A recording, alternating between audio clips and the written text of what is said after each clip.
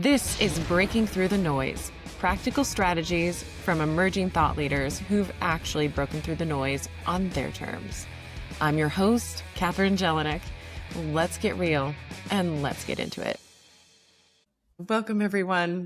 So I had the great pleasure of getting to meet Stefani Schwartz over the past month and a half. Was it, Stefani? And I got to hear your deeper story, which was an absolute treasure and really impacting to me. And now we're welcoming you here to be able to talk about pieces of the work that you're doing, because there are ways that you are guiding people in breaking through the noise in a more nuanced and energetic fashion that I find really deep and resonant for the era we're in. And I'm excited to get to hear all of that from you today. So thank you so much for being here, Stefani. Absolutely. Thank you so much for having me.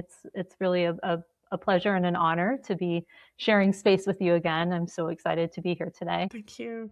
And everyone, just a little context on Stefani's background, and we'll be linking to her wherever you find this podcast, but she's the founding practitioner of Be Generative, which you will hear about, professional EOS implementer, and the founder of a really cool new endeavor called Roots to Rise. Okay, Stefani, so we're here to talk about breaking through the noise, and the noise that we're specifically zoned in on together is really the noise within the environment of leadership and when we're guiding a team or a group of people towards a shared mission. Yes? Yes. So what noise do you see most commonly, or what are you really here to help address in that way? So what I'm seeing a lot, and it's interesting because of the different orientations that I have through the work that I do. As an EOS implementer, I'm sitting with teams as a coach all the time. And I feel this energy that's coming from these teams where everybody has, and EOS does a great job of kind of stripping ego out of things and really like looking at roles and leadership from their functions. But I get the benefit of sitting in this very kind of neutral, detached seat and watching all these things unfold and seeing the energy that's being put into leadership. And it's exhausting. Having spent more than 2 decades as an executive myself and as a leader, I got out of it because I burnt out. And I burnt out because I was living the way that I led from an old kind of outdated hero's journey or hero's leader paradigm, meaning that I felt like I was the chief problem solver and that I carried the weight of the world to ensure that I got all the problems fixed, that I had all the answers, that I was single-handedly pushing my team, pushing things forward and creating momentum. And I wasn't letting my team be my team and really letting them step into the roles that they were there to do. And I see this happen on loop with the teams that I'm coaching through EOS. And so that's why I love the work that I do with Be Generative, because we actually created this organization to really break through the noise, right? To break through this old paradigm of leadership. And how do we step out of the hero leader and convert things into a more generative leader perspective? Mm-hmm. Meaning, how do we get people to think and feel leadership from a perspective of creating possibility, shaping meaning, right? Setting the stage for the rest of our team to succeed. As leaders, how do we take everything into consideration, take our vision, take our roadmaps, take the beautiful talent that we have on our team, and really use these things to our advantage and curate and choreograph success as opposed to pushing through it. Mm-hmm. Yes, and bridging the gap between what you were sharing with when we were talking before we hit record is the 5 different generations in the workforce right now, and the different energetic models of how we must be in the workplace, all kind of in a soup together at the moment. Yes, we're in such an interest. I love that word soup because that's really what it is, right? We've got these 5 generations in the workforce, and they are all so vastly different from one another, particularly from one end to the other. The boomers are, they are some of the hardest working people on the planet. There is no question. And then we've got our newer generations who are looking at them and they're just tired even looking at them. And they're like, that doesn't resonate. I don't think I want to do that.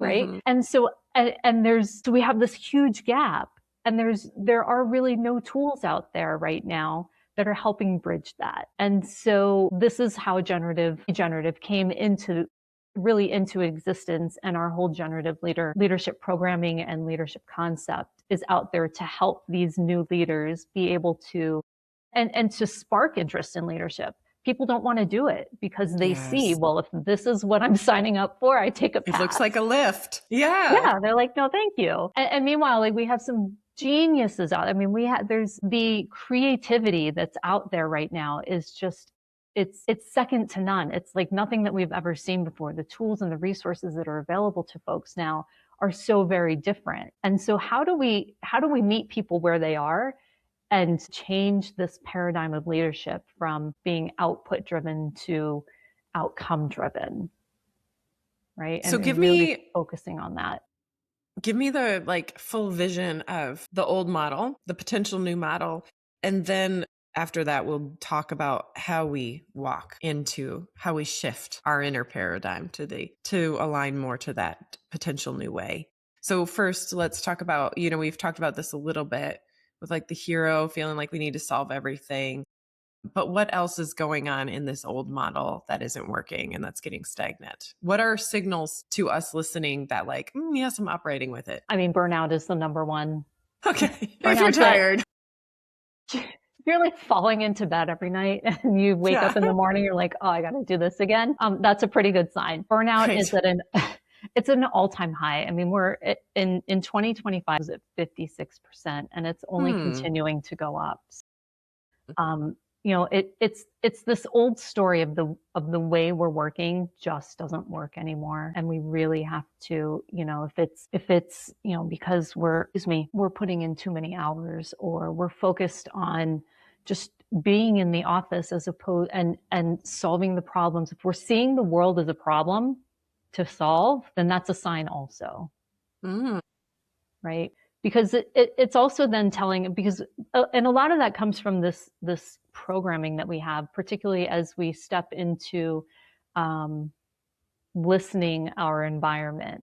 We've got these, when we step on stage to really listen to what's going on, we actually have like this little cast of characters that likes to help us do our listening. And they're often shaped by our experiences, our life experiences, but one particularly for leaders, one that shows up very, very commonly is the fixer. And so we enter into a conversation with the intent to help solve a problem, regardless of what the other person needs from us. And as leaders, this happens all the time. We hear things, we see the world, we see our teams, we see the business, we see the vision as a problem to solve, as opposed to a place to step into. You're talking about, I see like just the difference in perspective of walking in and thinking, I must do, I must think, I need it, this is needed. Like there's a missing element rather than just showing up with presence. There's almost a definition we're already placing on each moment that there's something wrong. 100%, right?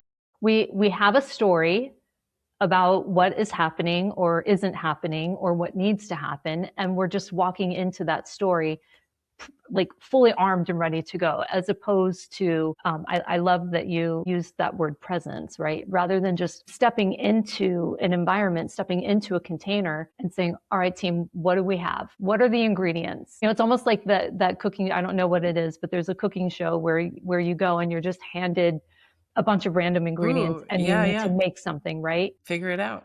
Right. So what do we have? What are our resources? What's going on? What are the challenges? Like, let's just put it all on the table and then we can work through it. What do you think should happen? What do you believe? And, the old paradigm of leadership, or this old narrative, tells us that we need to walk in and we need to say, okay, this is happening. We need to do this. We need to do this. You go here, you go there, you do that, and go. There was no listening happening in that environment. A lot of control.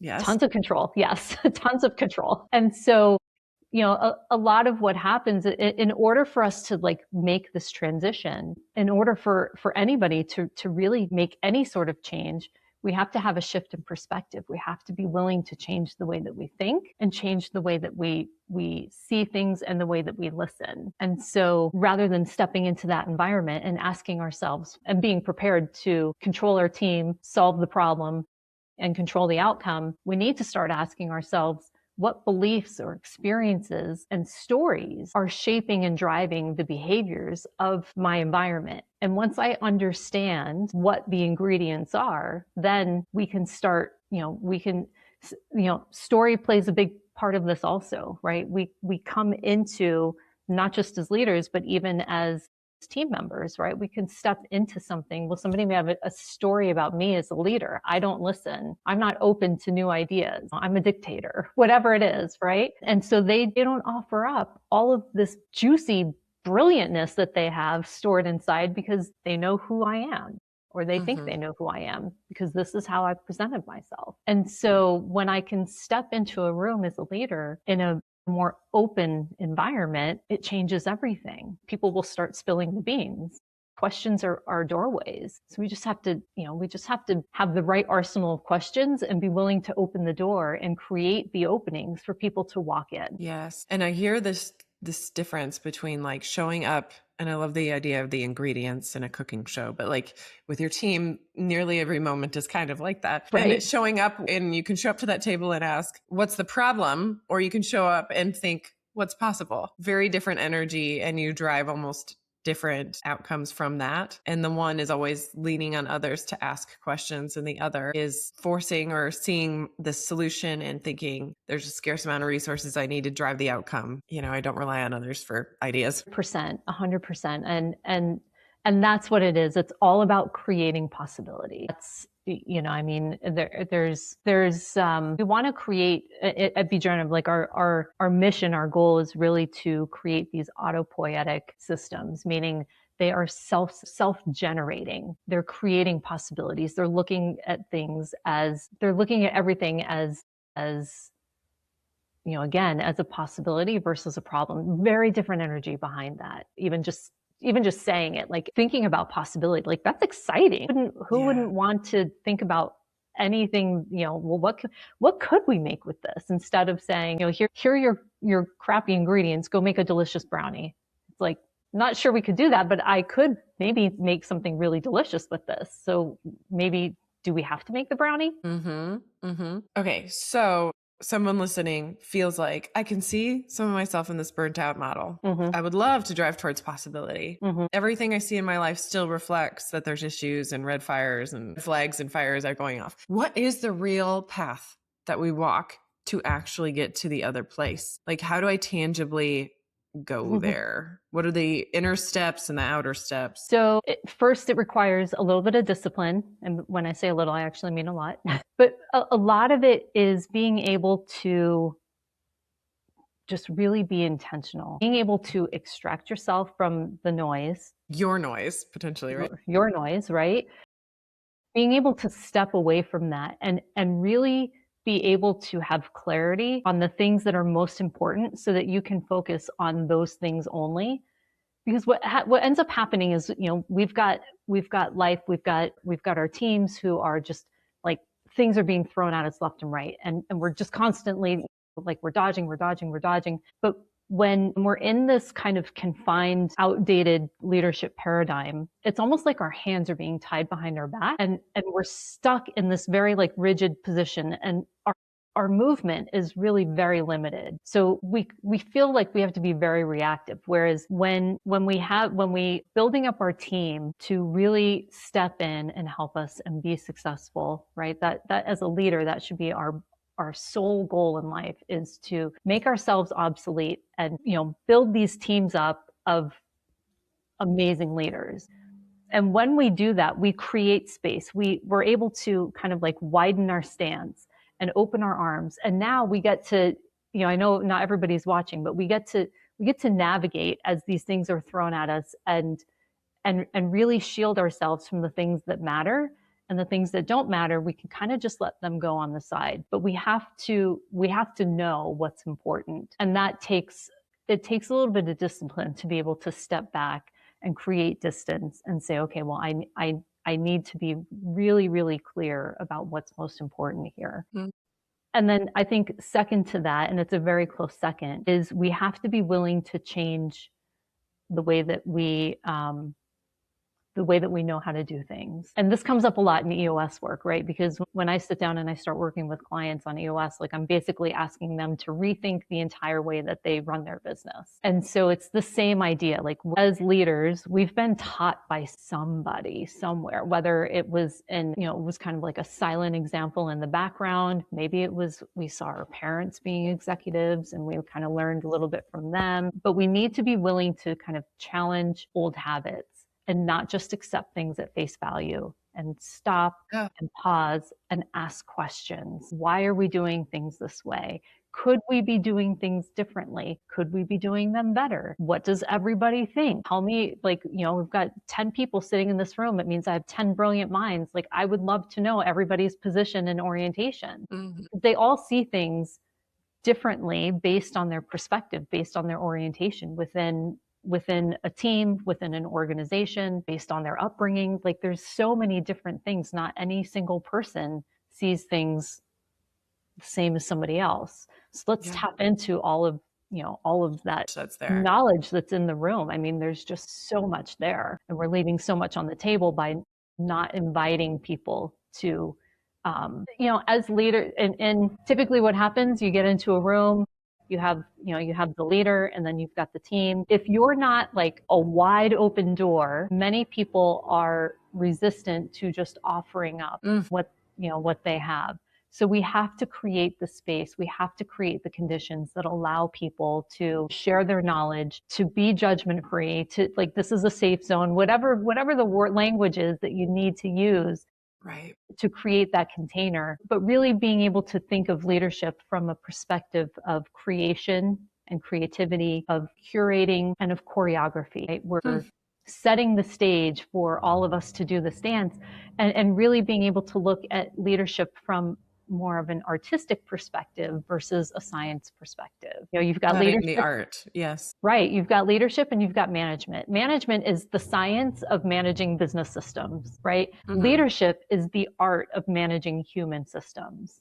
And business systems are very predictable. We know what to expect from the technology. We know to expect from this process. We know, like, it's all very systematic, and it can become very predictable. Leadership, on the other hand, managing human beings, there is zero predictability there.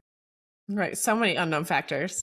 So many. And so that's what makes a great leader, is being able to really recognize all of these different personalities and be able to meet people where they are, rather than, also another thing that we see happen a lot is we expect people to come to us. Meaning, like, this happened to me all the time. I had such high expectations for my team because, it was like, well, if I know it, they should know it. I'm not any different than them. So I learned it X, Y, and Z. Nobody ever like sat down and walked me through the 101 course. I figured it out. They should figure it out. Well, that's pretty shitty. Yeah. Like, it's not really cool. Once I started looking at my team differently and recognized that I was holding them to very unrealistic expectations, and I started meeting them where they were, things went infinitely better. Okay, so to just back up, what I heard in terms of the first steps from the land of the savior syndrome to more possibility is being able to first orient yourself to what really matters, like the core mission goals, what you're really there for, and intentionally start to not listen to some of the frenzy, which is kind of your dodging and weaving, getting a little less super frenzied. Yes. Right?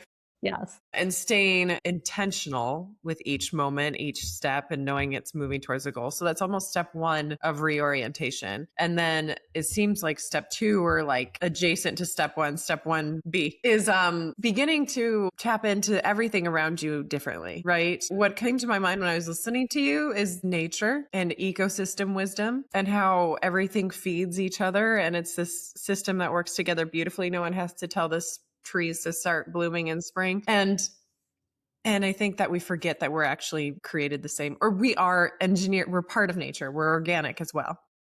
Yes. And there's the similar system available for humans. So it's interesting to just like begin to rely on that environment and watch what it can do in the space for that. And I also heard you very on point identifying that not everybody else is just like us, and intentionally making sure that there's ways that different personalities, personas, and types are given the chance to share their creativity. Some will do it in a group setting. Some need that one-on-one check-in. Some might be sitting with it for a while and send an email. And there's just like making sure to keep it open for that. Yes. Okay. So these are the ways we walk.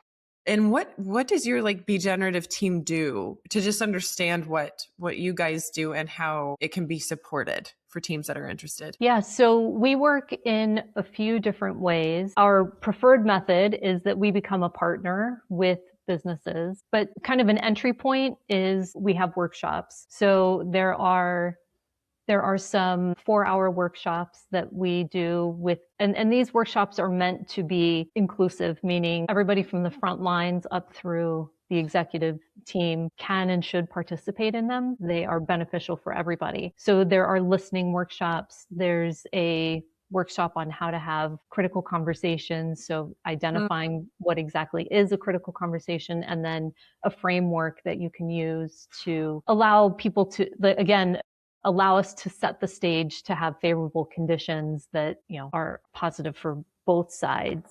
Mm-hmm. On the longer term scheme of things, we also have a 12-week program for leadership development, which is really, really powerful. Over the course of 12 weeks, we walk through 12 different tools that help shift from this hero, leadership. Yes, and we walk you through. It's set up into 3 different pillars, which is first kind of identifying the ways that we're showing up and being able to willing to shed those, then taking on some of the new tools. And then the last piece is the integration. And so we spend a number of weeks on each of those pillars, and really, so that by the time the 12 weeks is up, you feel like you've really been able to step into this leadership, and there's a whole support system that works through that 12-week program. And those are cohort environments. So we have small curated cohorts. Sometimes teams will work all together and it will be like a company-based cohort. And others, it's individual, where we may have one representative from 6 different organizations coming together. Wow. And they're going through the walk together. In both our different rich environments to have that learning. That's so cool that you're offering that. Yeah. So what is your parting wisdom? The one last thing you'd leave us with as we begin to navigate our own walk into more possibility, breaking through our noise to get there? Yeah, I think I feel like don't be afraid to make yourself obsolete. Empower your people. We want to, as leaders, we want to build organizations that really can sustain and evolve themselves. And we do this, with, and we want them to be able to do this without depending on any one singular person. And so how we do this is, we're creating environments they're adaptive, and that adaptation happens very naturally and innately because of the people that we have working in it. They're accountable. People are taking ownership of the things that they're doing because they take pride in the work, and just be focused on shaping the environment rather than controlling the outcome, right? But I feel like the biggest kind of niggler in that whole hero journey is we've been so focused on that savior complex and needing to do all the things. And the greatest gift that you can give to yourself and your teams is to make yourself obsolete. There is a space for everybody, including the leader who doesn't go out on the field and fight the fight. There's a space in the organization for you. They need you. They need you to be free to show up and strategize and know your people and support and nurture your people. And that's the sign of a true leader. Just leave it there. That's beautiful. I love the invitation to stepping into the bravery of making yourself obsolete and realizing that that's like almost in a way the highest call the leader can answer. I love it. I love that. Absolutely. Wonderful. Thank you, Stefani. I know that you and I could talk about so many different things for much longer. I know. But I really appreciate getting to tap into this and the work you're doing. It's fascinating. And I'm so glad that you're building this invitation and path for people to begin leading in a different way and breaking through in so many nuanced ways, from the energy of how they lead to how they're aligned with their teams and oriented towards leadership. It's incredible. So Thank you. Thank you for sharing it with us today. Absolutely. It's been my pleasure. I like you said, I could talk for hours about this stuff. I absolutely love it. It's exciting and just, it's inspiring, right? It is. This idea of creating possibilities that these old narratives are simply that. Narrative is a story that we've created and told, and we've continued the legacy of the narrative. So it's just time to change the story. It was written by somebody somewhere, and now let's be the author, right? Let's write a new narrative. Love it. Okay, everyone, go out there and write your own narrative. You heard it. Thank you for listening, everybody. Until next time. Thank you for listening to Breaking Through the Noise. You can follow us on YouTube, Spotify, or Apple Podcasts. And drop a comment on topics you want to hear about in future episodes. We'd love to hear that. Thanks again for tuning in. Till next time.